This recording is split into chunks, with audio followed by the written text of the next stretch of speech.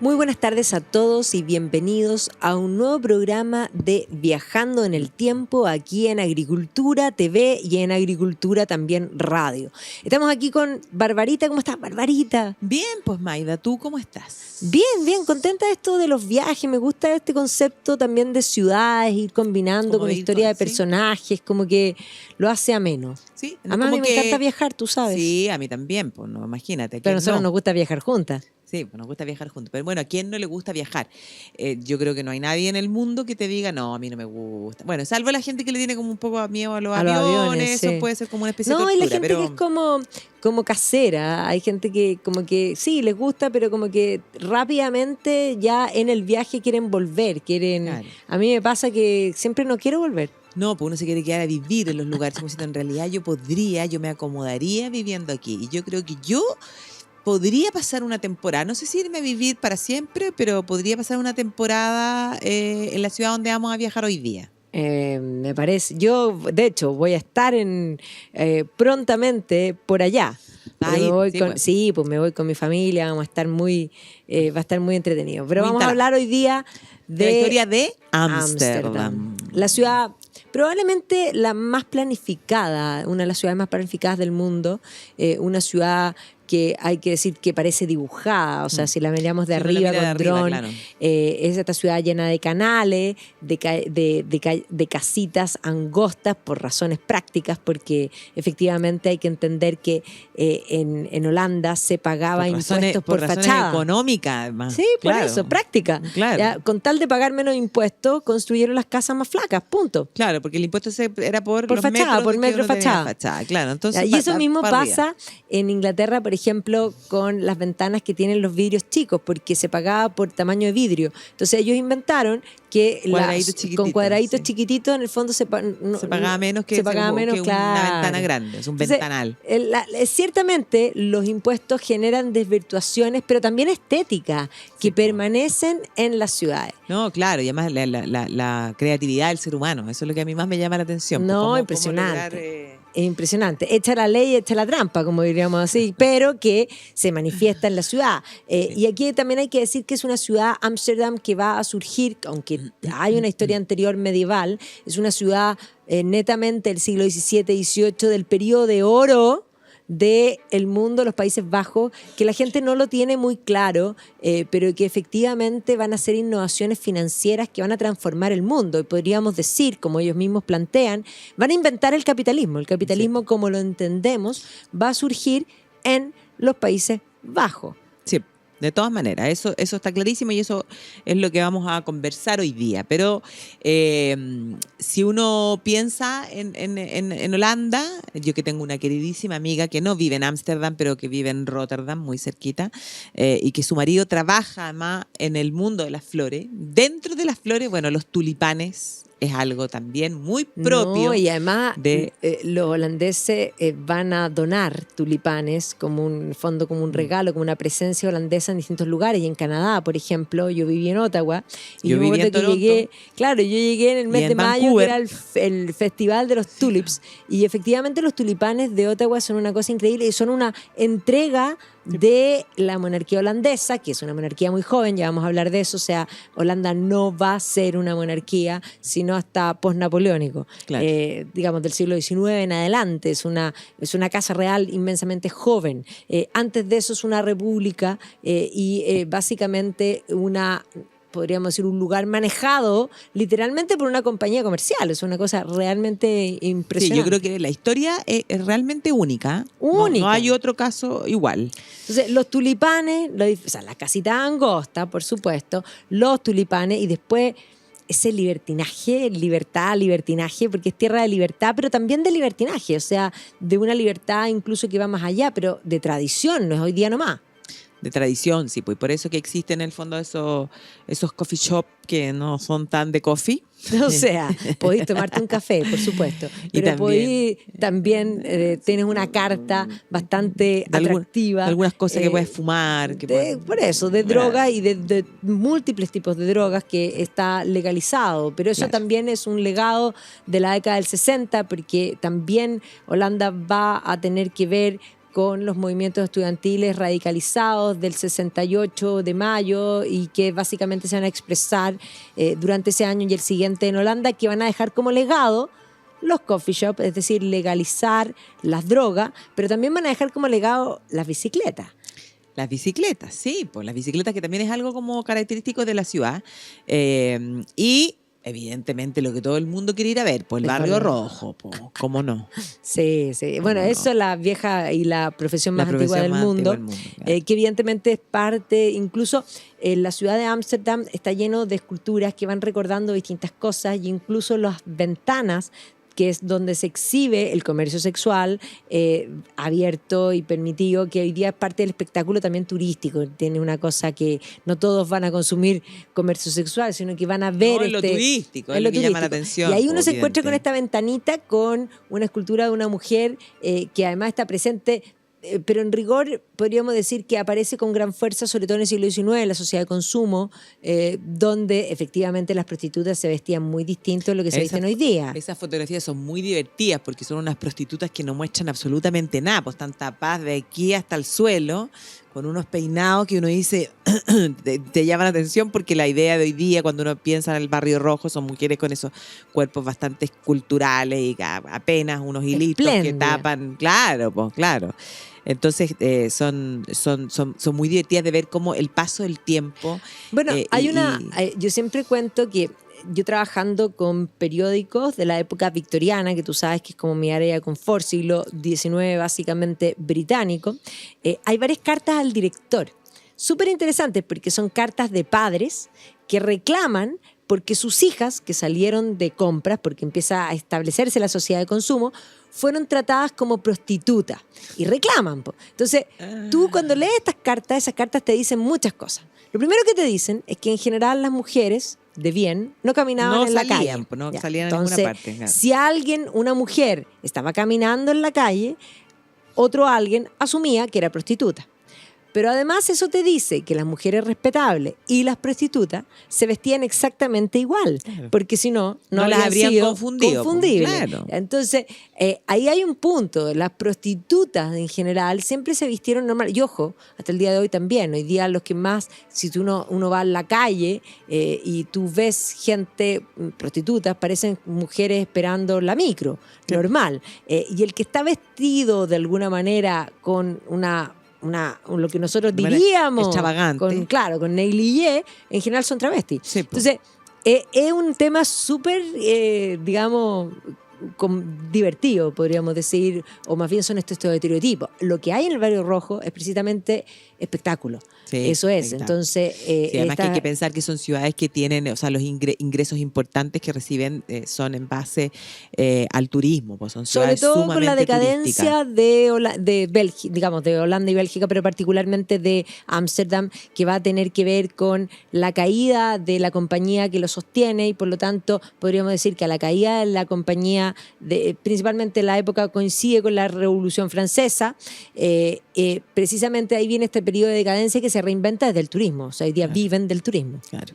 Bueno, pero los orígenes de esta ciudad. O sea, lo primero que hay que entender es que esta no es una fundación romana, no. A diferencia de gran parte, o sea, en Europa casi muchas tienen origen o algún nexo con Roma, aquí no. Es nueva. Y esta es una ciudad nueva, claro, y que parte siendo como una aldea de pescadores. Época medieval, hay una presencia que es bien importante porque está ubicado en la entrada de este río, en el fondo Ámsterdam, como en esa entrada que es bastante amplia, que va a permitir la construcción de esta ciudad, pero además va a permitir una carretera de comercio. O sea, la ciudad siempre va a estar vinculada al comercio. Entonces, esta aldea de pescadores, que básicamente va a establecer en este lugar un mercado, ese mercado donde mucha gente va a ir a comprar, va a sentar las bases del intercambio que posteriormente, con los inventos financieros, que todavía no existen, va a permitir el desarrollo de la ciudad. O sea, la ciudad siempre estuvo vinculada al intercambio.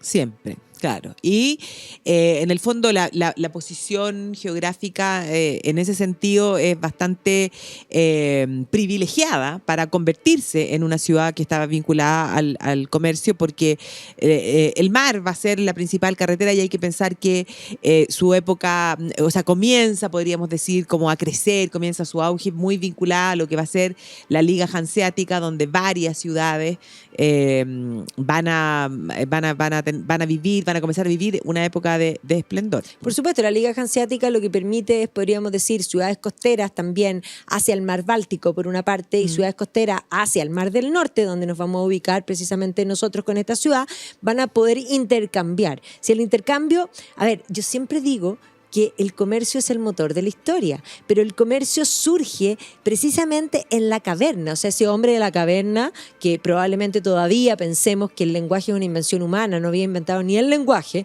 y decía, y de pronto se dio cuenta de que le sobraba una cosa, pero le faltaba otra, y en el fondo claro, presionó, ¿qué hacemos? ¿qué hacemos? Nos cambiamos, a ver, si el comercio es algo natural, el intercambio es algo natural, y el comercio es el motor de la historia. Donde hay comercio, se expande la espérate, cultura y no entran las balas. No, pero lógico, hay que pensar, claro, la invención de la escritura, o sea, eso Bueno, no, de hecho, claro, no fue la para... escritura se inventa no para hacer ni poesía no, ni po, filosofía, para hacer contar, negocio. para decir, te pasé 3 cebollas, por lo tanto me debes tú 3 cebollas o me pasas a mí 3 manzanas, que son las cosas que a ti te sobran y quedamos ra. Bueno, para de hecho, tomar registro de las aquello. tablas sumerias, que claro, estuve ahí, las tablas sumerias son de arcilla y tienen como unos puntos, unas rayas que no nos dicen nada. Pero básicamente lo que Uniforme. dicen son, en el fondo, deudas. Eso es lo que se dice. Claro. Porque la palabra crédito, de hecho, el crédito es una gran invención humana, pero el crédito viene de la raíz es credo, de creencia. Es decir, yo te presto plata, Barbarita, Creo. y yo creo que tú me vas a pagar. Pero como puedes la memoria es equivocarte. frágil, Voy la a dejarlo escritura anotado. fue necesaria y se deja anotado. O sea, tú me debes tanto y me lo tienes que pagar en tal fecha. Eso es lo que dicen las tablas Y sumerias. si no, O sea, te lo presto en cuota y te voy a cobrar te voy a cobrar más porque Otro tú poquito, un te interés. quedaste con mi capital, el interés también. Y es más, ojo, que súper temprano en la historia va a haber noción de la pérdida de valor de dinero. O sea, si uno va a los monjes incluso medievales, uno ya se encuentra con este concepto de que el dinero va perdiendo su real valor. O sea, un concepto que no podemos hablar de inflación porque todavía no entendían lo que era la inflación, pero sí, básicamente eso es lo que van asumiendo, ¿ya? Porque esto no es un problema de hoy, la inflación. Claro, hoy día entendemos lo que es la inflación, sabemos lo que es, sabemos qué es lo que lo produce y por lo mismo podemos combatirla. En la historia siempre existió. El problema es que no entendían lo que era, Claro. y tampoco sabían cómo resolverlo, combatirla. cómo combatirlo. Pero sí entendían que si yo te presto plata hoy día y tú me lo devuelves en 10 años más, lo que Claro. me vas a devolver no tiene el mismo ya valor. no vale lo Claro. mismo. Por O sea, eso tengo que pagarte interés. exactamente. Así es. Así que bueno, como decíamos, esta va a ser una ciudad sumamente vinculada al comercio, una ciudad que además me quedé pensando en el hecho de que también es conocida como la Venecia del Norte y eso hace... Los canales, pues. Claro, por los canales, pero eso también me hace recordar que si uno piensa en San Petersburgo, por ejemplo, Sí, po. Pedro el Grande, que es en el fondo el creador de San Petersburgo, va a viajar por Europa para cuando decide en el fondo occidentalizar a Rusia, decide viajar por Europa y uno de los lugares a donde va es precisamente Ámsterdam. Entonces ve la ciudad, conoce la ciudad, visita los astilleros, por esa idea que él tenía de que tenía que transformar a Rusia en una potencia naval. Y cuando vuelve, copia todo, po. Y entonces uno también dice de San Petersburgo la Venecia del Norte, porque también está No, y llena de hecho, canales. vamos a ver que Claro. los barcos Los van a ser barcos, po. esenciales Claro. y los astilleros van a ser esenciales precisamente en la historia de Ámsterdam. Entonces, cuando uno ve, por ejemplo, estas litografías que más o menos van mostrando los mapas de la ciudad, en un comienzo es la entrada del Amstel con, de alguna manera, algunos pocos canales alrededor, que es el comienzo de esta ciudad que era pequeña. Era pequeña, pero que tenía esta importancia que además coincide, súper importante, que en el periodo tardío medieval, inicio del Renacimiento, el arte flamenco, porque en general se habla de Flandes, porque era una unidad, eran estos Países Bajos, como hoy día también se habla de Países Bajos y Coya, no se habla mucho, de hecho, de Holanda. Si tú ves en los fútbol, hablan de Países Bajos. Claro. Ya, y efectivamente, tú ves que en este reino de Flandes va a haber una innovación, sobre todo post-peste, en el arte. Y esto es bien interesante para estudiar la historia de Ámsterdam, porque muchos de estos cuadros, que claro, está bien, los grandes son Roger van de Weyden, Van Eyck, en fin, pero, y de hecho algunos que van a hacer carrera, o más bien se van a hacer conocidos desde otros lugares, como Hieronymus Bosch, en fin, pero efectivamente ese arte nos va a permitir, claro, va el cambio un poco psicológico de incorporar los sentimientos, las emociones, que efectivamente es un arte muy distinto. Pero detrás de las imágenes uno puede ver pedazos de la ciudad. Entonces es súper interesante mirar, sobre todo para estudiar cualquiera de las ciudades, no solamente Ámsterdam, Amberes, en fin, tú vas viendo cómo la ciudad va enriqueciéndose, porque la peste negra... Claro. Va a implicar, después de la pospeste, un auge económico, porque se muere la mitad de la población, Bárbara. Claro, entonces la torta se reparte entre menos. Por lo tanto que va a haber riqueza, y esa riqueza hay que mostrarla. Y entonces, efectivamente, en estos cuadros, en esta pintura flamenca, uno ve, se respira como la prosperidad, porque son cuadros bien realistas, con mucho color, pero donde tú ves una ciudad, las vestimentas, por ejemplo, o sea, notas que es un ambiente de riqueza, de prosperidad, ves cómo la ciudad va creciendo. Entonces los cuadros te sirven por una parte como por el valor pictórico que tienen, pero también como un registro histórico, bueno, o sea, como una fuente para estudiar una historia. Cosa importante es que, claro, tú dices la torta se reparte entre menos. Sí, les va a caer plata a un montón de gente, pero además, como la peste negra implicó esa idea de que la muerte está presente en forma constante, es gente que ahora tiene plata, pero está dispuesta a gastar. Obvio. Está dispuesta a gastar. Carpe y eso diem. es súper importante, porque hay gente, si tú tienes la plata, pero tú la ahorras, no generas digamos, esa expansión económica que se va a generar. Un poco todos los que son amantes de la idea keynesiana de intervenir, Keynes decía, ahora hay que ahorrar, ahora hay que gastar, un poco como incentivo. Bueno, este periodo del siglo XV es de gasto, ¿ya? Y de gasto y de ostentación. Me hubiera gustado vivir ahí. Sí, yo creo que sí. El único problema, a mí me encantaría haber vivido un montón de etapas. Mi único problema es que el mundo sin antibiótico era muy precario. Sí, no, tremendo. Pues, pero pensemos en la parte, en que no nos enfermamos. buena. No nos vamos a enfermar. No nos vamos a enfermar. Pero ya vamos a volver con esta historia, vamos a comerciales y volvemos en unos minutos. Agricultura TV.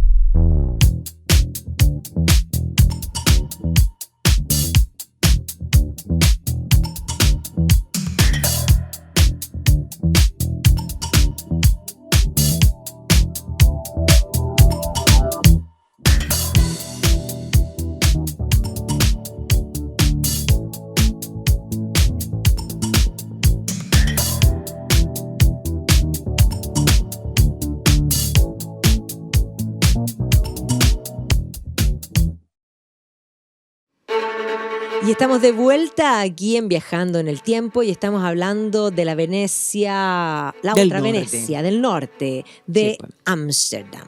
Estamos hablando de esta bellísima ciudad, que como tú decías, bueno, va a tener el punto de inflexión, el punto cuando esta cosa se estalla, ¿ah? Es cuando efectivamente se crea esa compañía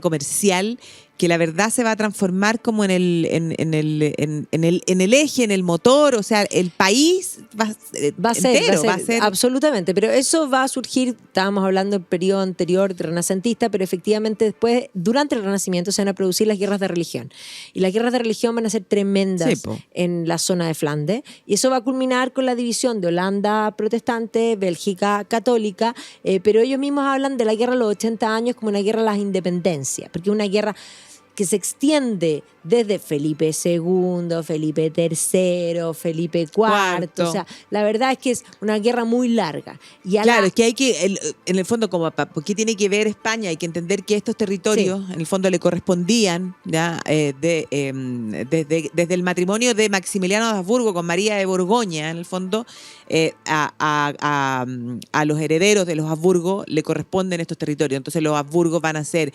emperadores del Sacro Imperio Romano Germánico, señor de los Países Bajos, además de que van a llegar después con Carlos V al reino de España. Y entonces y cuando Carlos V abdica, le deja a su hermano Fernando el archiducado de Austria y la posibilidad de ser emperador, que así va a ser, y a Felipe II le deja el Flandes. Imperio Español y Flandes. Y Claro, entonces, hay que entender que Carlos V, Carlos I de España, había nacido en Gante, o sea, en Bélgica. Bélgica, sí, O sea, era flamenco. Primeramente, independiente que, sí, era no nieto. hablaba castellano No, cuando una llega a cosa, España. no hablaba castellano, era imberbe, en fin. Entonces, era un territorio para él muy querido, por eso mismo se lo deja a su hijo, pero le deja un problema. Un problema, claro, porque ahí como tú decías, como se extiende la reforma, empiezan las guerras de religión y efectivamente Holanda va a ser uno de esos momentos. Y entonces va a llegar un minuto, de hecho la rendición de Breda, el cuadro de la rendición de Breda de Diego Velázquez es probablemente lo que muestra el último triunfo de los españoles en Holanda, porque a partir de ahí los holandeses van a recuperar la zona de Breda y ahí es importante decir ahí que se van a enfrentar con, en el fondo, la Casa de Orange. Porque, claro, la gente habla de Holanda y habla, es más, en el fondo la naranja ¿Por qué la mecánica naranja? como concepto era el concepto de por qué juegan de naranja. La Casa de Orange es precisamente de lo que se va a forjar esta escisión y esta división que una vez que ya se define y se consolida, por eso ellos hablan de guerra de la independencia, ya puede reinventarse. Claro. Entonces, Pero ahí aparecen varias figuras, porque también va a destacar muchísimo en las guerras de Flandes el hermano o medio hermano de Felipe II. Sí, pues Juan de Austria. Efectivamente va a destacar algo que a Felipe II no le gustaba mucho, porque la verdad es que tiene que haber sido bien terrible. Hay que entender Imagínate enterarte súper tarde que tenía un hermano. Y además cuando ya Carlos estaba muerto, entonces ni siquiera podía pasarle la Reclamarle. cuenta. Claro, pasarle la cuenta. Porque, ¿Cómo que claro, tengo un hermano? Claro, porque Carlos V, después de que queda viudo y que sufre tremendamente, o sea, podríamos decir que se le acaba un poquito la vida, ¿ya? Cuando muere Isabel, van a pasar los años y él va a tener una relación, pero una relación que al parecer no fue una relación de gran importancia con una tal Bárbara Blumberg, pero de esa relación van a nacer un hijo que se va a llamar Jerónimo, ¿ya? Y que cuando Carlos V ya está en Yuste, cuando decide abdicar e irse al monasterio, va a educar a este Jerónimo sin decirle que es su padre. Y después que en el testamento, cuando ya muere, en el fondo le pide a su hijo Felipe II y le dice que tiene un hermano que se llama Jerónimo, que hay que darle todos los títulos, cambiarle de nombre, un nombre que sea más de un Habsburgo, y entonces ahí surge la figura de este Juan de Austria que se va a destacar no solo aquí en las batallas, en las guerras en Flandes, sino que también en la batalla de Lepanto. O sea, es uno de los grandes héroes de Lepanto. Sin duda, ¿no? Va a ser una figura, además una figura súper querible, ¿eh? Sí, pues, y claro, y Felipe II un poco como que le tiene envidia y eso es lo que hace que finalmente lo aleje de la corte en España. Bueno, pero tú decías que Velázquez pintó la rendición de Breda, que es el final ya, que de hecho lo pinta después. Claro, la rendición de Breda es como de 1600, en la década de 1620 y Velázquez pinta en 1630. ¿no?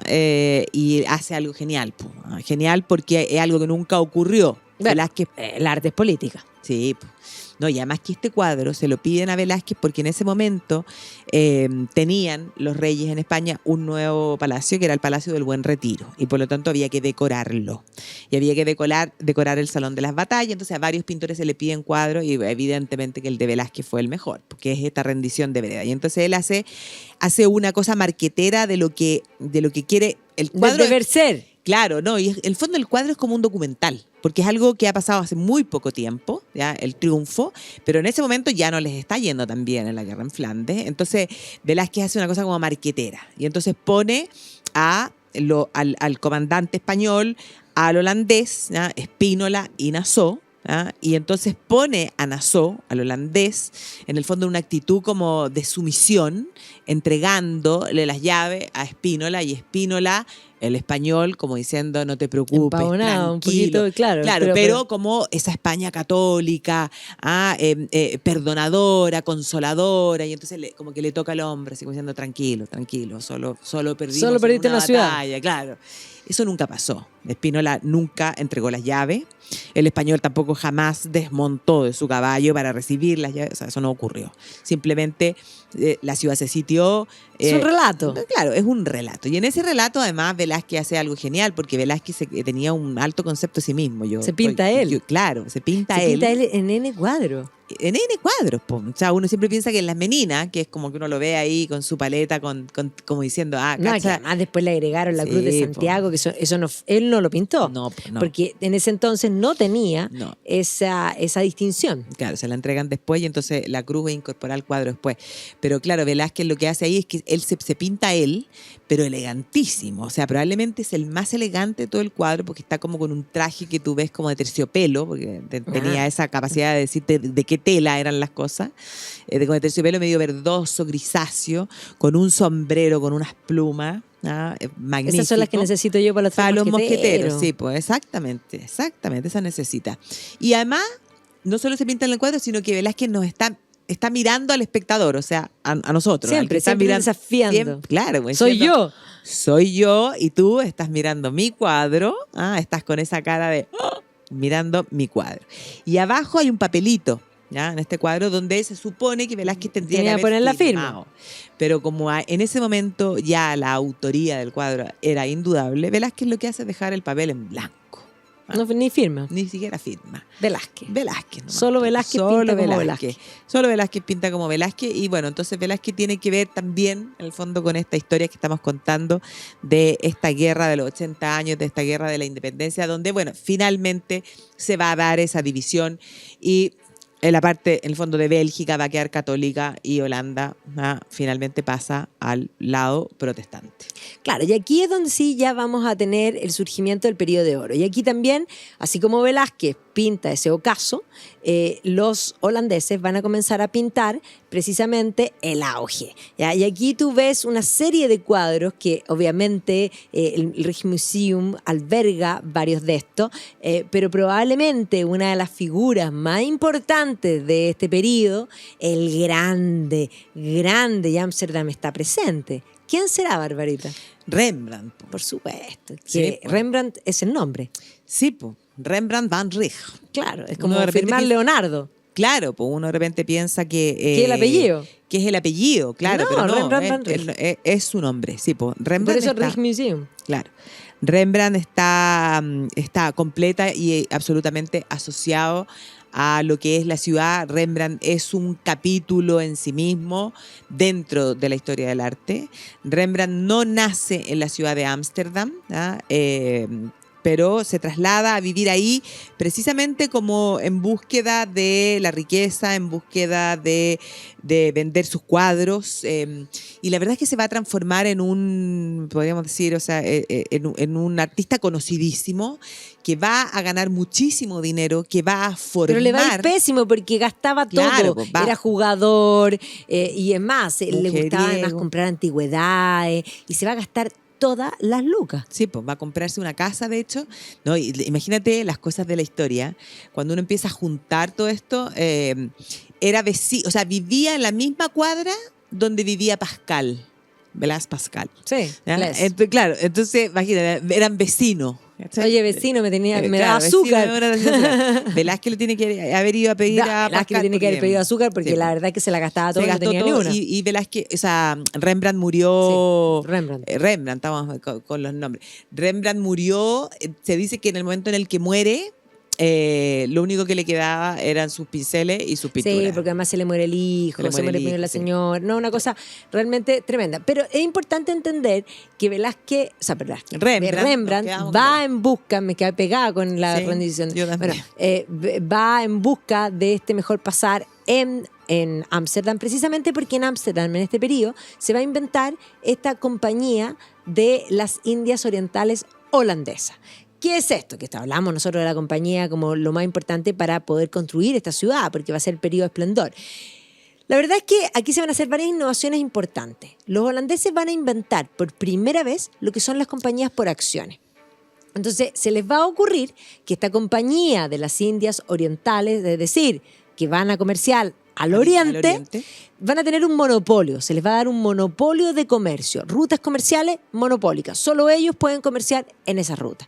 Y lo que van a hacer para poder capitalizar, para poder tener la plata para hacer andar la compañía, es dividir la compañía en pedacitos. Se llaman participants, que son acciones. Y las van a vender a la gente. O sea, la gente va a comprar y la compañía va a empezar a hacer los negocios y va a repartir las utilidades. Y a esta compañía le va a ir de increíble. Repartir riqueza. Es más, es súper importante dimensionar porque la VOC, como se lo conoce, va a ser la compañía más grande que ha existido en la historia. Si nosotros hoy día tomamos la Coca-Cola, Microsoft, Apple, ya, dame más compañía, suma lo que tú quieras, ya, las ponemos todas juntas, no suman lo que era la compañía de las Indias Orientales, que de hecho van a tener enclaves en distintos lugares. Es más. No, y cómo se van a ir construyendo ciudades. Por supuesto. Que son va a tener que ver con la compañía. Claro, y que son como copia. Sí, porque claro, si era como un estado en el fondo. O sea, tenía. Y cómo eran como ejércitos. copia de Ámsterdam. O sea, como la planificación, o sea, y todo si eso. uno mira lo que es Batavia, que estaba en Tailandia, lo que en el fondo uno ve es precisamente, era lo más moderno. De hecho, una cosa bien interesante, el capitán Cook, inglés, marino, que va a ser quien va a dar 3 vueltas al mundo y que va a tomar Nueva Zelanda y Australia para la corona inglesa, en un momento, después de haber pasado por estos lugares, va a tener que parar en Batavia, no lo podían creer. O sea, Batavia era extraordinario. ¿Ya? Pero no solo Batavia, sino que si nosotros pensamos en montones de cosas, por ejemplo, ciertamente en África, porque la ruta de navegación era por África. Y el grave problema es que varios enclaves eran portugueses. Portugal había sido el primero en navegar desde el siglo XV por la costa africana, llegando en 1494 precisamente a la India y estableciendo enclaves permanentes. O sea, hasta el día de hoy, si uno piensa en China, Macao, por ejemplo, eran enclaves portugueses. Entonces, los portugueses tenían este adelanto, podríamos decir. Entonces, los holandeses van a entrar detrásito, pero con esta compañía que va a ser gigantesca. Y, por ejemplo, los holandeses van a llegar a Ciudad del Cabo. O sea, pensemos que Bartolomé Díaz, portugués, llega en 1482.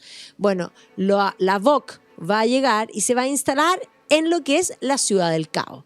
Claro, y pero como para abastecerse. Claro, era un centro de abastecimiento de la compañía. Entonces, la Ciudad del Cabo nunca tuvo intenciones de colonizar ni quedarse, pero sí va a implicar presencia holandesa desde este periodo, siglo XVII, y hasta el siglo XVIII, final del siglo XVIII, casi comienzo del siglo XIX. Entonces, en el Cabo, lo que se hace, hay un fuerte holandés, uno va a Ciudad del Cabo, está el fuerte holandés, y había en el fondo plantaciones. Entonces los barcos paraban ahí y se reabastecían de alimentos para poder comerciar al oriente. ¿Ya? Ahora, eso se va a mantener así hasta que después Holanda, en la decadencia, finalmente va a abrazar las ideas de la Revolución Francesa, un poco para explicarte lo que va a suceder. Y es en ese momento y en ese contexto de la guerra contra Francia, que también Holanda va a quedar involucrado, que los ingleses van a llegar al Cabo. Claro. Y ahí, después de que se derrota Napoleón, el Cabo pasa a manos de los ingleses. Y por eso en Sudáfrica hasta el día de hoy la población holandesa se va hacia el norte, hacia el Transvaal, y en el fondo Orange. Por eso Orange viene de Holanda. Claro. Entonces, efectivamente esta compañía que va a tener presencia en todas partes del mundo, que va a establecer el comercio, va a transformar la ciudad. ¿Ya? Y por ejemplo, va a construir un nuevo municipio. Sí. Que es hoy día nosotros en Ámsterdam hablamos del Palacio Real, pero en realidad era el municipio. Claro, sí, pues, y transforma absolutamente como y eso se ve claramente en el arte, se transforma esa plaza principal. La Dam. Claro, y del antiguo municipio a construir un edificio que es realmente magnífico y que hoy día es el Palacio Real, que uno podría pensar que fue construido como un palacio, pero no lo era. Era el municipio y que es súper interesante porque cuando uno entra adentro está Atlas.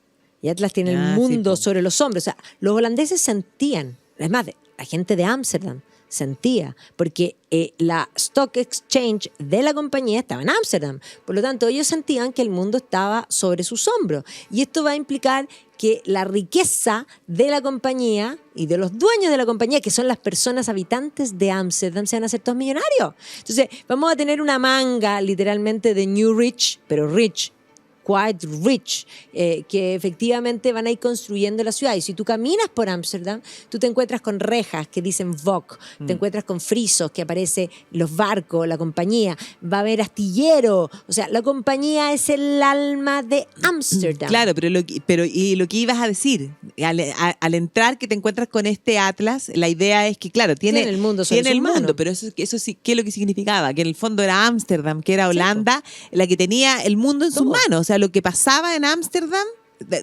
estaba repercutiendo en el mundo entero. O sea, Pero sí es imagínate verdad, el pues, momento. sí, eso es. Claro. O sea, cuando es que la gente no dimensiona lo que fue la VOC. Pero entendamos que no solamente si juntamos todas las compañías grandes no alcanzan, o sea, es la más grande compañía que existió en la historia, sino que además tenía ejércitos propios, tenía moneda propia, era más que un Estado-nación, Claro. pero era una compañía comercial, que ese modelo de la compañía dueña de lugares es lo que van a replicar después los ingleses. Ya, los ingleses habían creado sus compañías comerciales, pero les faltaba la parte financiera, les faltaba la capitalización financiera, no tenían esta sociedad de acciones. Los holandeses además van a inventar los bancos centrales, ya que todas estas innovaciones financieras, que por eso digo que son el sostén del capitalismo, son lo que posteriormente, por ejemplo, los ingleses van a importar cuando hagan la Revolución Gloriosa, porque ahí va a llegar precisamente William of Orange a gobernar junto con su mujer, que era María, digamos, hija La de hija James del rey, II, claro. y que obviamente van a traer esas innovaciones financieras que van a permitir el desarrollo, porque cuando nosotros pensamos en revolución industrial no es solamente la producción, sino que es necesario entender la revolución financiera anterior, que permite que eso realmente produzca una abundancia en riquezas. Y cuando uno mira la historia del PIB mundial, el mundo era pobre, era endémicamente pobre, y básicamente es este cambio financiero más la revolución industrial lo que va a provocar que se va a catapultar. O sea, ese error cuando la gente piensa que la riqueza se produce por el trabajo. No, la gente trabajaba desde la caverna y la verdad es que la No riqueza había era generado plana riqueza, y claro. no había riqueza. La riqueza se produce por una combinación de factores en el que el trabajo es uno de los elementos, factores, pero se el necesitan capital varios más, es claro. súper necesario y el capital se va a multiplicar con las innovaciones financieras. Sí, pues. Pero ahí vamos a volver a Ámsterdam de la época de oro, Fantástico. en ¿Y unos cómo está minutos. todo entrelazado? todo entrelazado. Vamos y volvemos. Agricultura TV.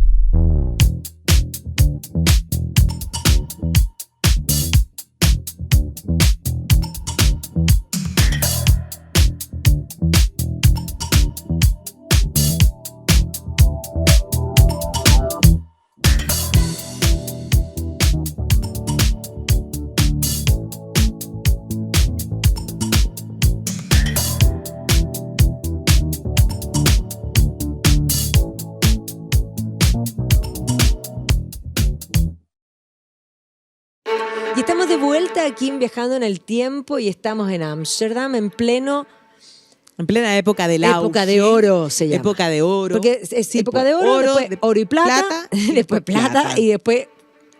Bronce. Perdón, perdimos, porque en general son la terminología de la antigüedad, ya que se va usando, pero aquí llegan hasta la plata nomás y después ya decae Claro. profundamente. Pero cuesta creer que todo ese auge haya llegado a su fin.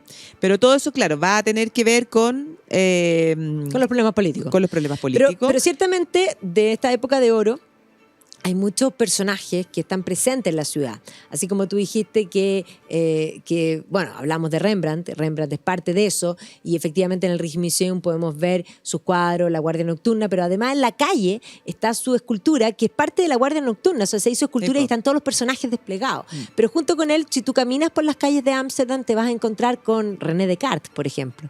Sí, pues y eso tiene que ver con la fama de que esta era una ciudad Libre como pensadora. de las claro, o sea, donde podías decir lo que en otras partes te iba a generar serios problemas. Y entonces, claro, decide Descartes en un determinado momento, lo mismo que va a pasar con Pascal, deciden irse a Ámsterdam y ahí... con Baruch Spinoza. Claro. Spinoza era un hombre que es seguidor de Descartes, pero que no lo quieren un judío sefardí, que no lo quieren los judíos, no lo quieren los cristianos, pero termina viviendo en Holanda, obvio. ¿Ya? Claro. Pero ahí también tú vas caminando por la calle y de pronto te encuentras con estas esculturas de este hombre que además tiene como una capa, Baruch Spinoza. O sea, te vas encontrando que la ciudad como que adopta. Es una ciudad que de alguna manera estos extranjeros que llegan en búsqueda de libertad para el pensamiento, se instalan y marcan presencia. Claro, y hoy día las casas de todos estos personajes están marcaditas, todas tienen su placa, y entonces ahí uno puede imaginarse, por ejemplo, si pensamos en Descartes, uno puede imaginarse que Que ahí estaba escribió ahí. el discurso del método. Claro, estaba Descartes ahí, acompañadito probablemente de una velita, y ahí se le ocurrió ponerse a dudar de todo. No tengo cuerpo. Claro, no tengo cuerpo, nada me rodea, voy a dudar de que efectivamente estoy aquí, y entonces en medio de toda esa duda se da cuenta de que piensa,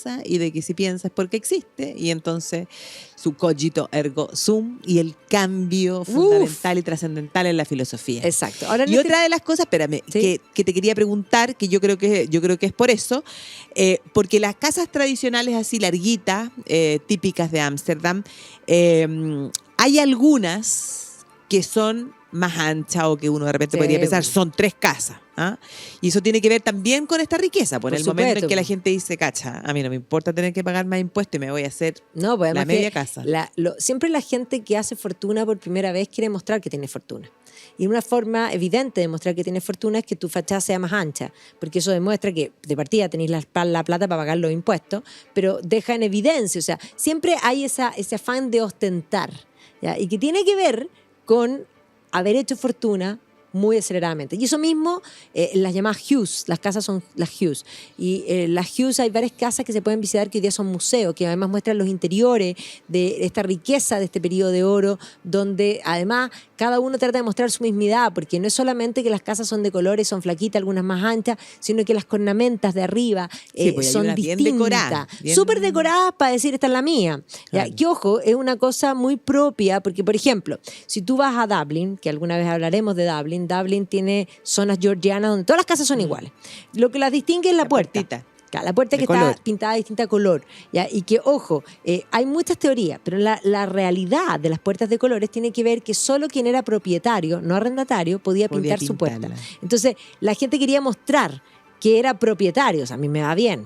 Soy dueño de casa. Sí, pues, Y me tengo pinto una mi propiedad. puerta, o sea, si la tuya es amarilla, la Yo la mía va a pinto ser roja, verde. verde. Claro, y si la de esta es verde y otro también la quiere verde, de otro tono de verde. ¿Ya? Otros dicen que era porque No, esa es llega- la leyenda, la mejor.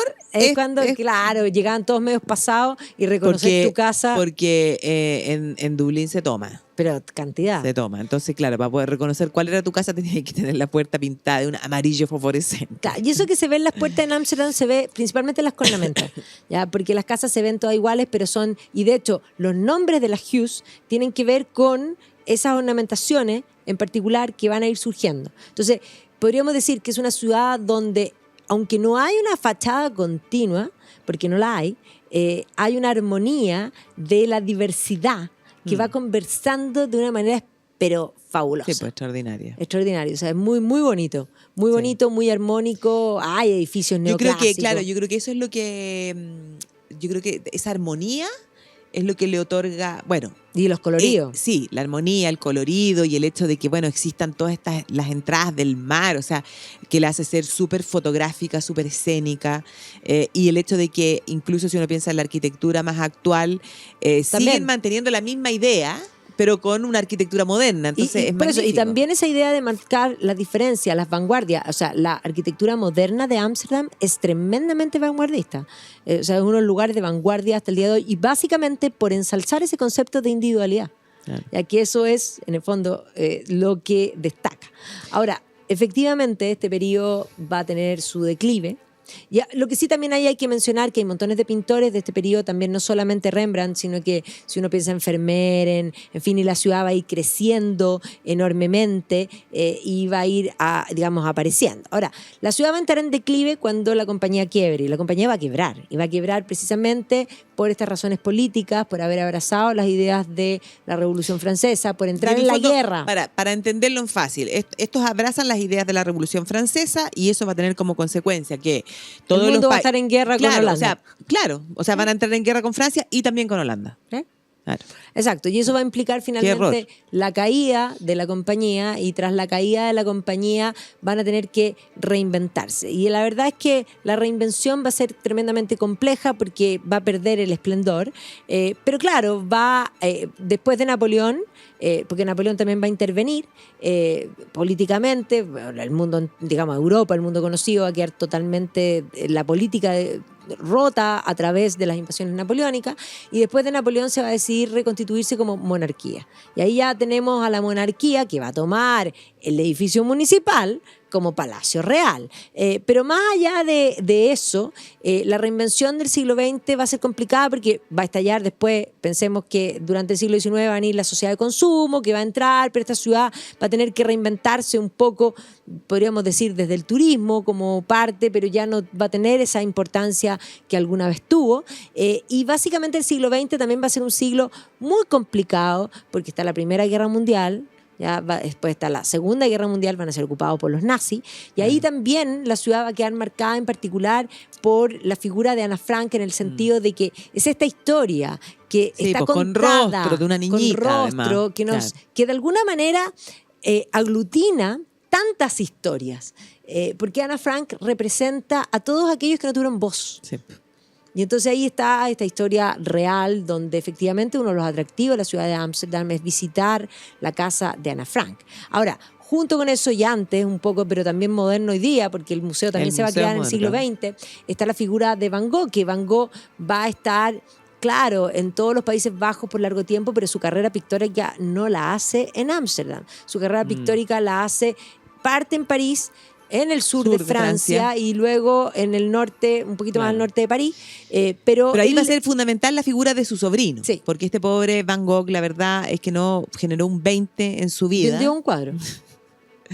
Sí, no, a mí lo que más pena me da es esa historia de que los cuadros los utilizaban para tapar las murallas. Las murallas, las grietas en la casa de la mamá, así como hay un hoyo. O sea, imagínate que se murió este tío, que había sido un cacho de Theo toda la vida, porque se murió él y se murió Theo. Theo se había casado con Johanna y tenía un hijo que también le puso Vincent.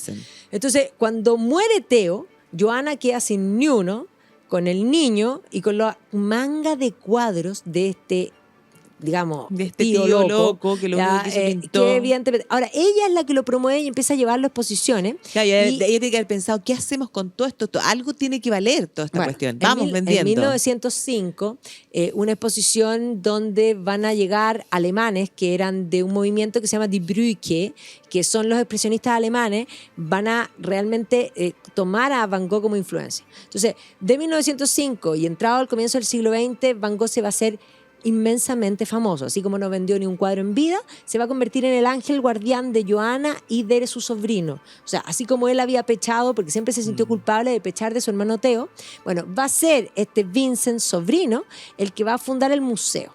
¿Ya? Y el museo hoy día está remodelado porque es un museo moderno, ¿ya? Claro. Pero no es la fundación de Vincent tal, pero sí la colección. Porque, claro, aunque no pintó en Holanda, esos cuadros llegaron a Holanda porque se los mandaba a Theo, además porque Theo se los supuestamente comercializaba, pero la verdad es que nunca vendió más que un cuadro. Entonces, ciertamente tiene una colección muy valiosa y vale la pena. O sea, como nosotros empezamos, vamos a ver a Ana Frank, Vincent Van Gogh sin duda es una figura muy importante en Ámsterdam por este museo. Ahora, las mejores colecciones, porque pintó muchísimo, 900 cuadros, en 3 años, una cosa impresionante. Las mejores colecciones son privadas de Van Gogh, pero la colección pública, abierta, más importante, pues, sin duda, es esa. Entonces viene todo el siglo XX, la ocupación nazi, y ya de la posguerra hay otra cosa súper importante que va a dejar legado en la ciudad, que son los movimientos Provo. ¿Qué es el Provo? Sí, eso es bien raro. Te explico. A ver, mayo del 68 es el movimiento estudiantil francés que está empapado, podríamos decir, por el neomarxismo. ¿Qué es el neomarxismo? El neomarxismo se va a inventar desde la década de los años 20 y un poquito antes, desde la Escuela Crítica de Frankfurt. Y esa Escuela Crítica de Frankfurt que reinterpreta el marxismo y lo llama estructuralismo, o sea, el concepto de estructuras, en fin.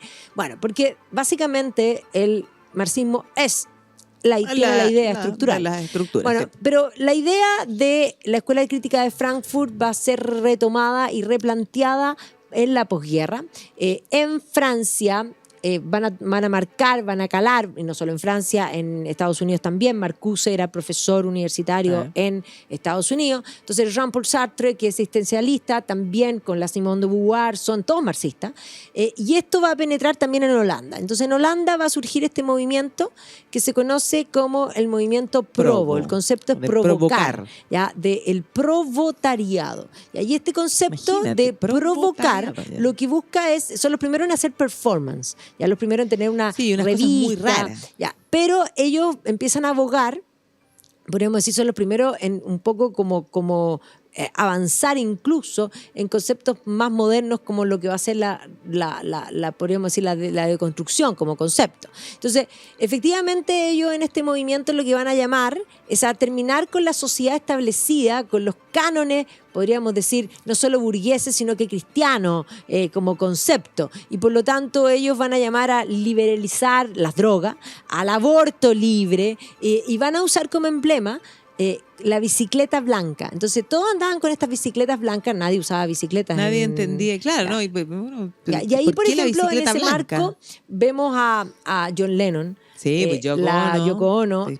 haciendo esta protesta por Con la paz en la cama, con la bicicleta bicicleta. blanca, Sí, ¿ya? Y genial. que evidentemente al año siguiente va a llegar Pink Floyd. Este es el momento en que Jim Morrison hace un concierto en Ámsterdam donde literalmente apaga la tele y después se va a morir a París No, porque sí, po. se le pasaron las drogas cantidad. Entonces, efectivamente esto va por una parte a penetrar, porque esto todo va acompañado también de protestas sociales, de manifestaciones sociales que va a entrar Sí, la pues, policía. en las calles. Va a ser un tema tremendamente complejo de las performances, o sea, el rock, esa combinación drogas, alcohol, drug, en fin. Janis Joplin, Claro, Deep Janis Purple. Joplin también va a estar presente, que también va a morir de sobredosis. O sea, Sí, toda po. esta generación se Claro, les va y a ahí pasar es el cuando ya LSD. uno, sí, po, y ahí se le va a pasar la mano, sí.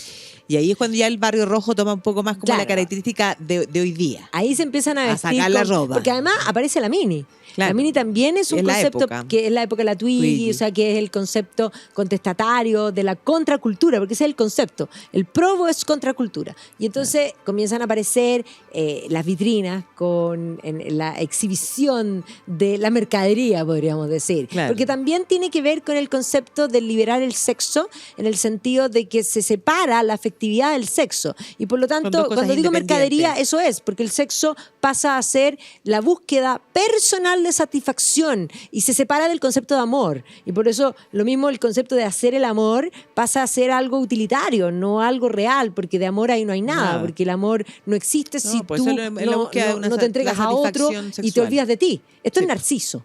Esto es Claro. narciso y utilitario. Esto es instrumentalizar el ser humano. ¿Ya? Claro, pero- es materialista, porque como es Es marxismo. materialista. Exactamente. Pero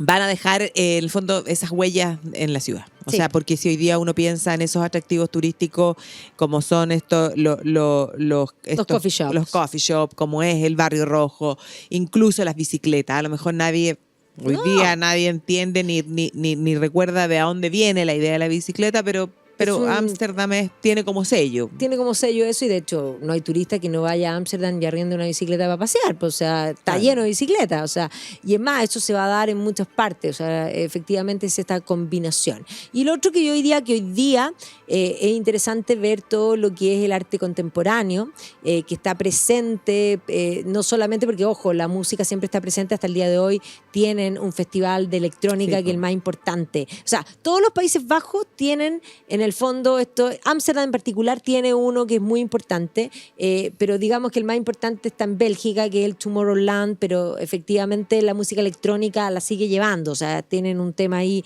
súper vanguardista. Es escénico para las películas, montones de películas se van a grabar precisamente en Ámsterdam, pero hoy día una de las cosas que sello son la arquitectura, o sea, el DI, por ejemplo, que es el museo de cinematográfico, que es un edificio súper moderno, muy raro. Hay otro que es como una bañera, o sea, la vanguardia arquitectónica de Ámsterdam marca pauta. O sea, incluso hay canales que tienen estas casas que son como especie como de container que de alguna manera emulan las Hughes antiguas, porque son como Hughes, ¿ya? Pero que son con canales y que son modernas. Hay unas también de adultos mayores. Claro, eso te iba a decir, que tiene como unos balconcitos. Hay otras de container que son como islas que están flotando. Una cosa realmente increíble. La humedad. ¿Será eso? Yo no, la humedad pregunto. es una cosa tremenda porque todas estas ciudades que están sobre el mar implican, de hecho, hay varias cosas que se hunden y tienen que, hoy día hay unas técnicas para inyectar ciertos materiales por debajo, un poco lo mismo que le pasa al Parlamento británico, lo que le pasa a Venecia. Venecia se está cayendo a pedazos. Sí, ahora, aquí podríamos decir y Venecia que verde estaba hace unas semanas atrás. No sé tremendo, porque además vienen unas algas y unos olores, pero que te los encargo.